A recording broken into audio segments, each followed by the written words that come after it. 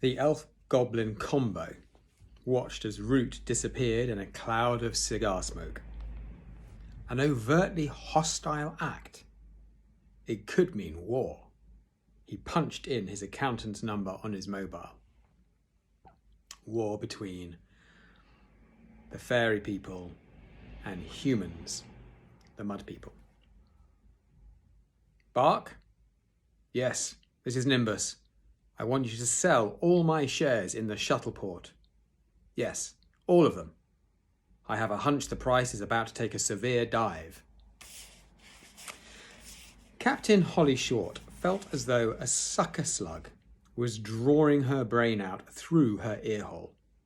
She tried to figure out what could possibly have caused such agony, but her faculties didn't stretch to memory just yet.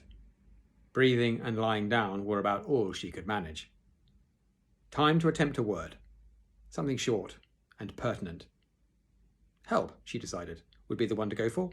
She took a trembling breath and opened her mouth. Said her treacherous lips. No good.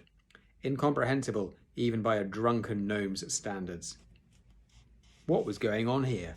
She was flat on her back with no more strength in her body than a damp tunnel root. What could have done this to her? Holly concentrated, skirting the edge of blinding pain. The troll? Was that it? Had the troll mauled her in that restaurant? Well, that would explain a lot. But no, she seemed to remember something about the old country meaning Ireland, and the ritual, and there was something digging into her ankle. Hello? A voice. Not hers, not even elfin. You awake then? One of the European languages. Latin? No, English. She was in England. I thought the diet might have killed you. Aliens' insides are different from ours. I saw that on television. Gibberish. Aliens? Insides? What was the creature talking about? You look fit. Like Muchacho Maria.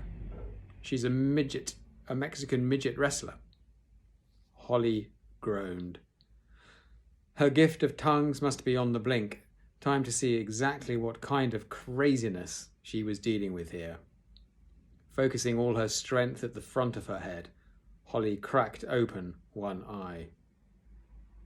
She closed it again almost immediately. There appeared to be a giant blonde fly staring down at her. Don't be scared, said the fly. Just the sunglasses. Holly opened both eyes this time. The creature was tapping a silver eye. No, not an eye. A lens. A mirrored lens, like the lenses worn by the other two. It all came back in a jolt, rushing to fill the hole in her memory like a combination lock clicking into place. She had been abducted by two humans during the ritual. Two humans with an extraordinary knowledge of fairy affairs. Holly tried speaking again. Where am I? The human giggled delightedly, clapping her hands together. Holly noticed her nails long and painted. You can speak English. What sort of accent is that? Sounds like a little bit of everything. Holly frowned. The girl's voice was corkscrewing right to the middle of her headache. She lifted her arm. No locator. Where are my things? The girl wagged her finger as one might at a naughty child. Artemis had to take your little gun away, and all those other toys. Couldn't have you hurting yourself. Artemis Fowl. This was all his idea. Everything is always his idea. Holly frowned. Artemis Fowl. For some reason, even the name made her shiver. It was a bad omen. Fairy intuition was never wrong. Intuition is how you feel about things, sometimes called a kind of sixth sense, or a kind of gut instinct. They'll come for me, you know, she said, her voice rasping through dry lips. You don't know what you've done. The girl frowned. You're absolutely right. I have no clue what's going on. So there's no future in trying to psych me out. Holly frowned. It was obviously pointless playing mind games with this human. The mesmer was her only hope. But that couldn't penetrate reflective surfaces. How the devil did these humans know that? That could be worked out later. For now, she had to figure a way to separate this vacuous girl from her mirrored sunglasses. So the mesmer, she used her mesmer in the restaurant in Italy when the troll was wreaking havoc, and it makes fairies invisible. They just appear as this slight kind of shimmer to us. But it doesn't work through mirrors. So if you've got a pair of glasses on that are like mirrored on one side, then the fairy can still be seen. You are a pretty human, she said, voice dripping with honeyed flattery. Why, thank you. Holly. Why, thank you, Holly. I was in the local paper once. I won a competition. Miss Sugarbeet Fair, 1999. I knew it. Natural beauty. I'll bet your eyes are spectacular. Well, so everyone tells me. Juliet nodded. Lashes like clock springs. Holly sighed. And if only I could see them. Well, why ever not?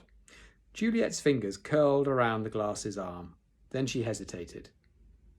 Maybe I shouldn't. Why not? Just for a second. I don't know. Artemis told me never to take these off. Well, he'd never know. Juliet pointed to a view cam mounted on the wall. Oh, he'd find out. Artemis finds out about everything. She leaned in close to the fairy. Sometimes I think he can see inside my head, too. Holly frowned, foiled again by this Artemis creature. Come on, 1 second. What harm could it do? Juliet pretended to think about it. Well, none, I suppose, unless, of course, you're hoping to nail me with the mesmer. Just how stupid do you think I am? Right, so Juliet does know about the mesmer. I have another idea, said Holly, her tone altogether more serious. Why don't I get up, knock you out, and take those stupid glasses off? Juliet laughed delightedly, as if this was the most ridiculous thing she'd ever heard. Oh yeah, good one, fairy girl. I'm deadly serious, human. Well, if you're serious, sighed Juliet, reaching a delicate finger behind her lenses to wipe away a tear. 2 reasons. 1, Artemis said that while you're in a human dwelling, you have to do what we want. And I want you to stay on that cot. Holly closed her eyes. Right again. Where did this group get their information? Okay, so I didn't know that. This is obviously all in the fairy book, isn't it? If a fairy is in a human dwelling, they have to do what you want.